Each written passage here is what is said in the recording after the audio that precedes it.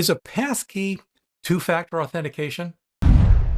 Hi everyone, Leo Notenboom for askleo.com.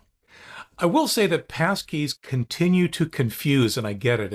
It's a difficult concept for a lot of folks, and it's being applied to something that we know is super, super important, our online security.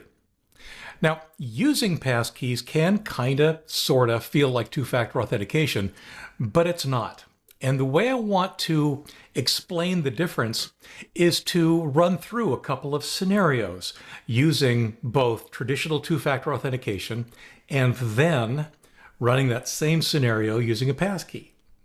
So, traditional two-factor is probably something that is very easy to understand. It consists of something you know, like your password, and something you have, like your mobile phone or another two-factor device. Once two-factor is set up on an account, then the first time you sign in on a device, you need to provide your username and password, and then prove that you're in possession of your second factor, typically by entering a random code provided only by or on the two-factor device that you happen to set up with your account. After that, the next time you sign in on that same device, you'll need to provide the username and password. The fact that you are able to pass the second factor authentication is saved in a cookie.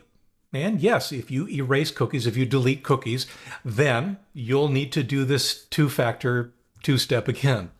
The reason this is added security is that, by definition, hackers overseas or anywhere, they're only signing in the first time, right? They can never get to the second time because they haven't done it the first time. And in order for that first time to work for anybody, they have to prove they have the second factor. They don't. You do. You sign in using two-factor authentication once, and then every time after on that same device, you don't need it anymore. It's just your username and password. Okay, that's two-factor authentication. Passkeys. Basic passkeys are similar but different. The first time you sign in on a device, you'll not have set up a passkey. So you'll need to sign in some other way. Now, I want to be clear. The first time you sign in on a device, that means it could be literally the first time you set up an account on your PC or your phone or something else. Or it could be your replacement phone because you lost your original phone. Nonetheless, you haven't set up a passkey on that device, so you need to. And the way that happens is you sign in some other way. Those other ways are typically less convenient, but they jumpstart the process. So they can include responding to a text message sent to the phone number associated with the account. That could be enough. Entering a code sent to an email address associated with the account. That could be enough. Entering a code displayed by a two-factor device associated with the account. I'll talk about that more in a minute, but that could be enough. If the account still has a password, you could sign in with a traditional username and password. Now, if the account has two-factor authentication enabled as well, then for any of those listed items, you may also need to provide a second factor. Obviously, using the two-factor authentication code by itself isn't two-factor authentication, but using it in conjunction with one of the others could be. So you might get a code emailed to your email address, and you have to provide the second factor. But let's ignore that for a moment. The fact is, you've gotten into your account some other way. It may or may not have required a password. You may not even have a password on that account.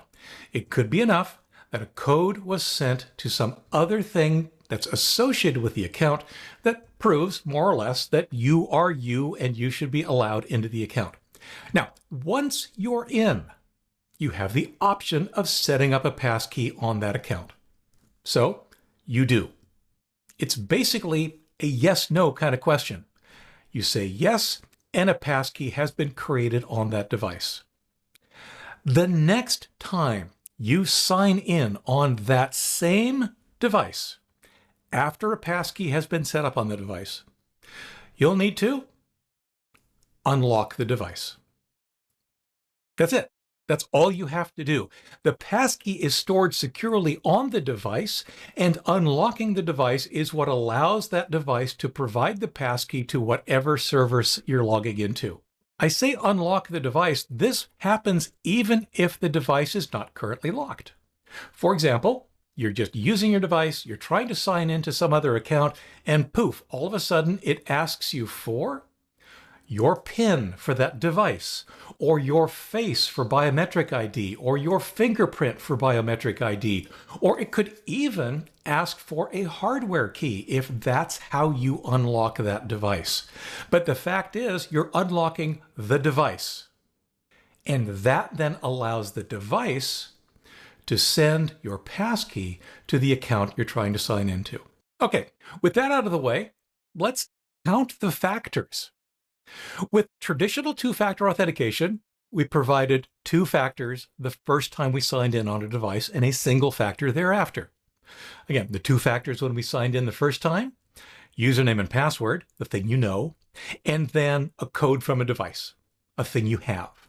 With passkeys, we signed into a new device the first time with a single factor. Then, after setting up the passkey on that device, subsequent sign-ins on that device also require only a single factor, the device's unlock code.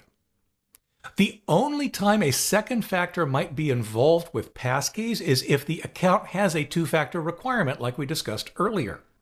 And even then, that's only involved when you sign in using a device that doesn't have an existing passkey. The passkey itself is not involved in 2-factor authentication, nor is it 2-factor authentication. So I hope that clarifies. I want to stress, there's really no rush on any of this because I think passkeys are going to be rolling out fairly slowly over the coming months and even years. But I do advise becoming familiar with passkeys. As confusing as they may seem, they are more secure than our current password-based systems. Once an account goes passwordless and uses passkeys as the primary sign-in mechanism, there's no password for hackers to steal. That is huge. I'm sure I'll be writing more about passkeys in the future, so be sure and subscribe to my Confident Computing newsletter at newsletter.askleo.com. Like I said, this is one of those things that's going to take a little while to roll out, to gain people's trust and confidence, and make our world more secure. For comments, for updates, for links related to this topic and more, visit askleo.com/174464. I'm Leo Notenboom, and this is askleo.com. Thanks for watching.